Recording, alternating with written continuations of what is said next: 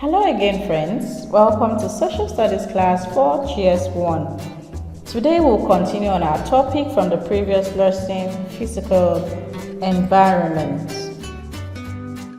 So today, on the physical environment, we'll be looking at resources in the environment and also their uses.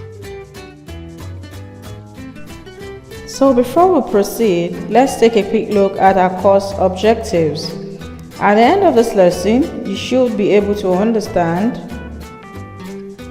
the resources in the environment and their uses, the classification of the resources in the physical environment, which are renewable and non-renewable resources, the types of renewable resources and non-renewable resources and their uses.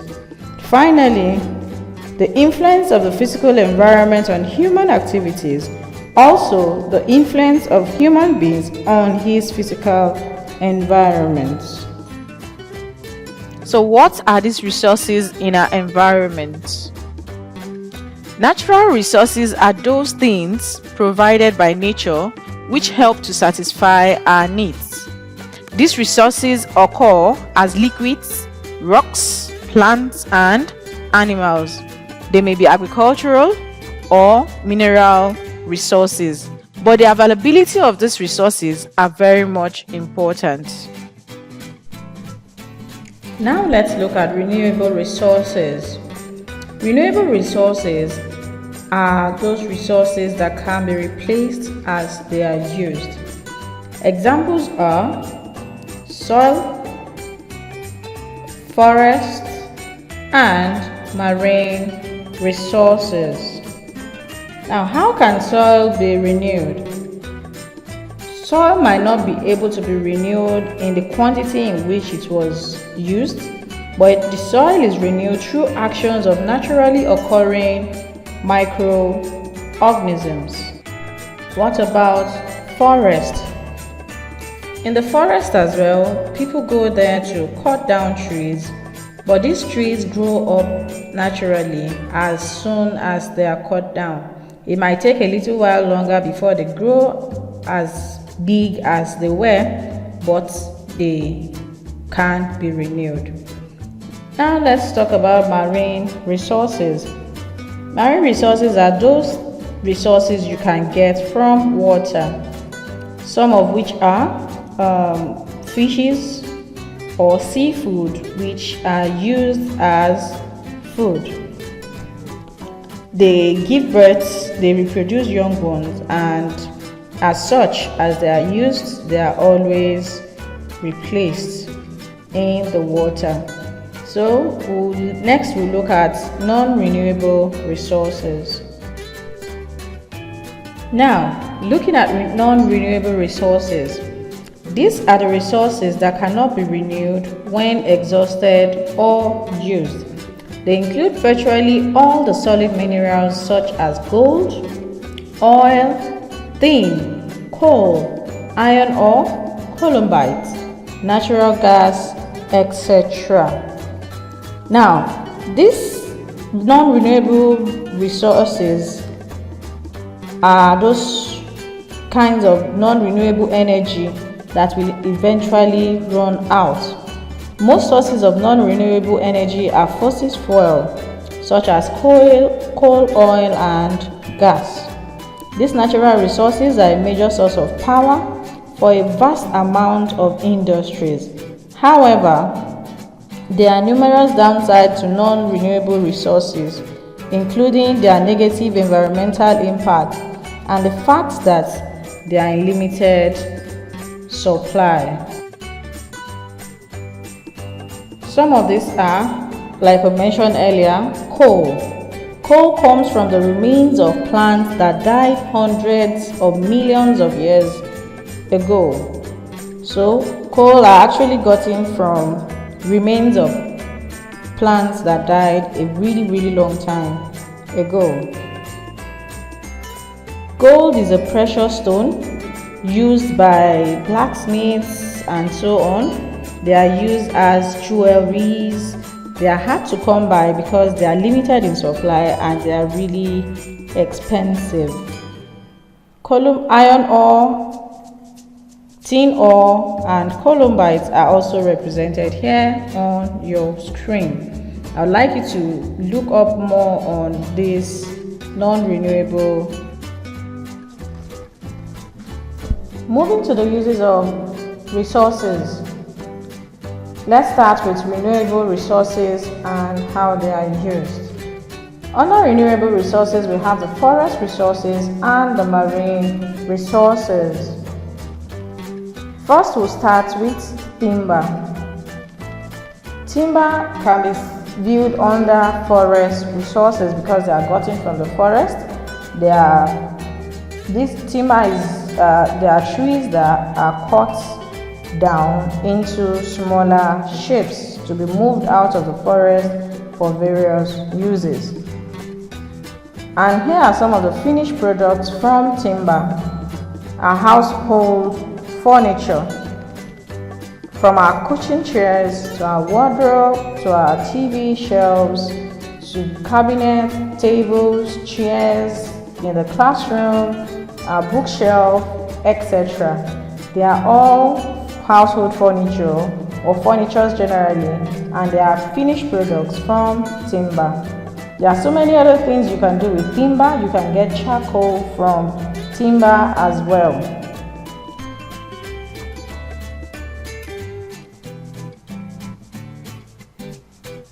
Now we'll move to marine resources. Marine, otherwise known as water. What are those things we can use resources from the marine for? First, we get food from marine. We get food such as fishes, crabs, shrimps, etc. There are so many of them. I've just mentioned but a few. Marine is also used as a means of transportation, or a mode of transportation, marine resources can be used as a mode of transportation because our ships, our canoes, our boats, our speedboats can all move on water, and it helps us get from one place to another via boats or ship. Finally, we have sporting activities. Sporting activities are also carried out on marine or water, otherwise known as marine. They are activities of sports that brings fun and helps put our body in shape. Finally, looking at uses of non-renewable resources. We'll start with gold. Gold is used for making jewelries, medals, wristwatches, and ornaments, and so many more. I said earlier that gold is very expensive because it is hard to come by. It is difficult to get because you have to dig down way far into the ground to come by them. Limestone is used for manufacturing cement. Coal is used as fuel for cooking, for generating electricity, production of heat in steam engines, etc. Tin ore is used for manufacturing containers for packaging food and other materials.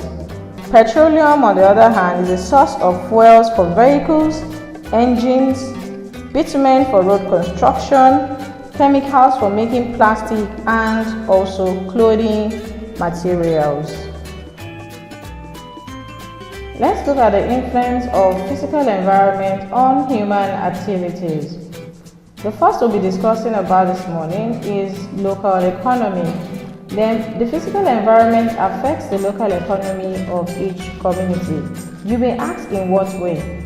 For instance, cattle rearing is practiced mostly in the grassland northern part of Nigeria by the Fulanis. Now the Fulani is a place where we have lots of grassland, and rearing cows in this area becomes less expensive and easy for them to come by. While in the riverine areas, the Ijaw tribes practice fishing a lot because most of their land are riverine areas. So look, this is how our physical environment affects our local economy. Let's talk about religion. The physical environment also affects the religion of the people. The people who live in forest region worship trees, for example, because they have the rocos, etc., and which they worship with the use of iron implements such as cutlass, hoe, and so on. In aspect of transport, the transport system of a place is dictated by its physical environment. Canoes, boats, or ships are used only when there are rivers. In a situation where there are no rivers in a particular area, there will be no need for the use of canoes and boats. Instead, people will go by vehicles. But in areas where there are waters available, marine, people can go by these places to avoid traffic. Politics also can be affected by our physical environment. Our urban areas are difficult to govern, unlike in the rural areas where the elders or chiefs are respected and obeyed. The authority cannot be overemphasized, but in an urban area where people have been well-read, they've gone far and wide, they believe they are all educated, and no politician can dictate what and what not to do to them. In aspect of communication gadgets are often mounted on highlands to receive signals which are transmitted through a radio, television, and telephone. Now let's look at how human beings influences their physical environment. We'll start with land reclamation. Man can reclaim a farmland from desert through irrigation or by filling a swampy area with sand in order to build a house or road. Now, let's look at a typical example of Lekki area in Lagos State. Now, this area is a riverine area and is filled with mostly beach sand, but people have filled up the places in order to build their houses, and it becomes a disaster whenever rain falls because the water disturbs them a lot. So man can reclaim a farmland by irrigation. Also, another disadvantage of this or influence of human being on physical environment is moving towards the desert, whereby wild animals come into our environment and begin to harm us. Let's look at the construction. Man has been able to reduce highlands into lowlands for construction of roads and houses, bridges which are built, and houses on road. Man has built all this for his own comfort, because he has built cars as well. He has built trucks and so many more for his comfort. Now, looking at drainage, culverts or canals are constructed to direct the movement or flow of water. In an area where there are no drainages, which is a channeled pipe system through which water flows in a right way. An area where there are no drainages, it is always a disaster whenever rain comes pouring down. Afforestation program. Man has also tried influencing his physical environment through planting of trees to prevent desert encroachment. Finally, irrigation. Man has created dams and other water sources to ensure the growth of crops in desert regions and during dry seasons. This is to enable or ensure that those plants don't get dried or dead because there is no water. Conclusively, let's look at a rundown of today's lesson. Today, we've learned about the physical environment, the resources in the environment, and their uses.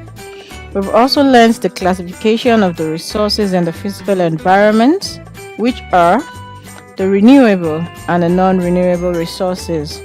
We've learned about the types of renewable resources and non-renewable resources and also their uses. We've also learned the influence of the physical environment on human activities and how the environment influences the human being in return. From what we've learned so far, I would like you to answer a few questions. The following are the types of resources: renewable and forest resources, renewable and non-renewable resources, or mineral and forestry resources. All resources can be renewed when exhausted, true or false. Mineral resources can be replenished when used, true or false. People living in the riverine area does what type of occupation? A. Farming, B. Fishing, C. Driving. Which of the following is not a means of transport? By air, water, or house? What are the non-renewable resources? State two uses of each of the following resources: limestone, coal, and petroleum. And finally, mention two ways by which man in turn influences his physical environment. Alright guys, let's call it a day. Thank you so much. I've had fun. It's always fun to have you here as well. See you in the next class. Have a great day. Bye.